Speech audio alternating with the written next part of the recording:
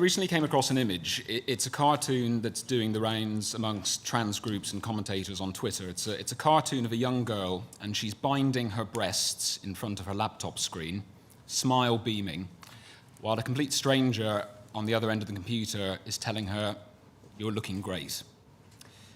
Now, this is just one example of many images that exist out there, but it alone paints the picture of contagion that exists in our society in relation to identifying as trans.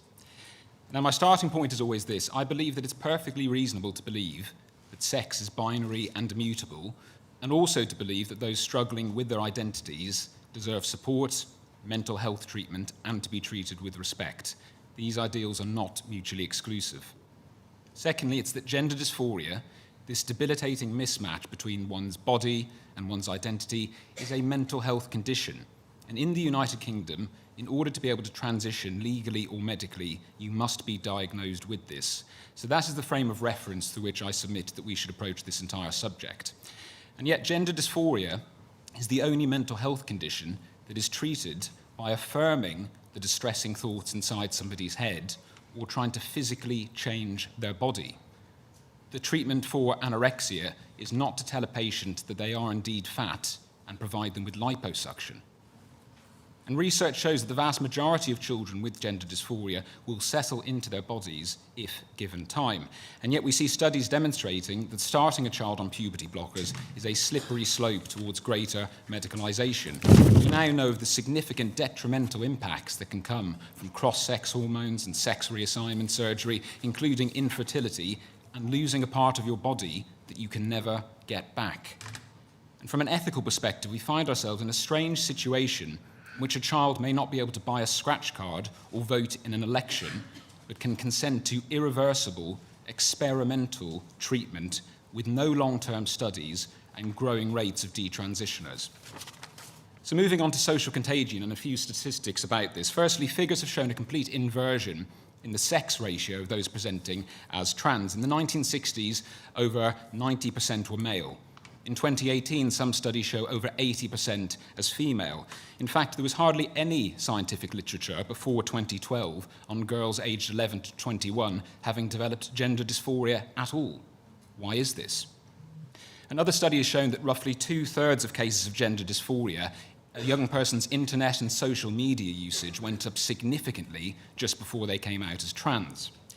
And in a third study, 2/3 of trans-identifying young people had one or more friends that were also identifying as trans.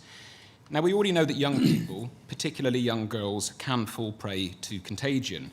And we've seen this historically, as has been mentioned, with eating disorders and self-harm. More recently, we've seen this with Tourette's syndrome, again, a condition that historically was male-dominated, but which an inversion has now taken place. I hear of more and more schools in which multiple girls in a single classroom are coming out as trans within weeks of one another. Why is this?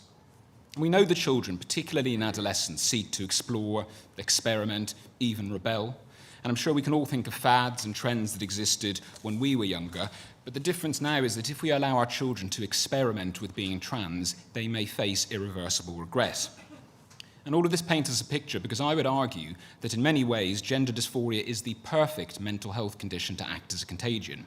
It plays on the natural insecurities of young people. It offers them the opportunity to be celebrated, affirmed, and part of a community, often online and behind closed doors. And the mark of any successful ideology is one that can embed itself into everyday language and culture without anyone noticing. And in my submission, gender ideology, through a number of incremental shifts over the years, has done exactly that. So very briefly, what are the main contributing factors, in my opinion? Well, we've already touched upon the internet. What about education? More and more school materials sow a seed of doubt in young people's minds. I've come across primary school materials which tell a young person that the doctor took a guess at their sex when they were born and might have made a mistake. I've come across regressive material suggesting to young boys that if they like flowers or the colour pink, that they might actually be a girl trapped in the wrong body. What message are we sending to our children through this? What about cult-like behaviour? And I've got some specific examples here from the now disgraced charity Mermaids. Celebration. Mermaids have told young people, quote, "If you come out as trans, you can make the world a better place." Alienation. Mermaids have told children previously, quote, "There is a war raging against you," and, quote, "family isn't blood." and we now know that they've been sending breast binders to children behind their parents' backs. And misinformation. Mermaids in the recent podcast told their young listeners, quote, "There are men who have ovaries and women who have prostates, it's just fact." And I would argue that all of this taken together is a form of indoctrination. What about lexicon? Ideological language rolls off our tongue so easily. LGBTQ+, how many of us are used to rattling this term off?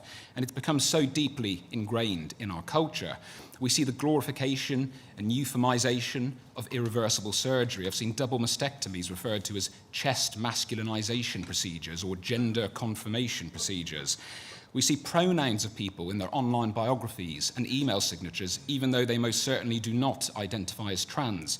In fact, I've been told by some counsellors at Childline that they've started introducing themselves to children with their pronouns and asking for a child's pronouns in return.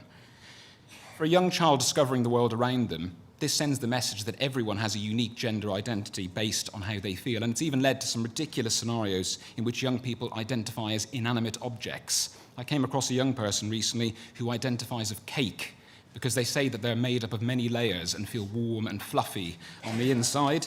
And I've said myself that on that basis I should be self-identifying as whiskey because I feel aged and give people a headache.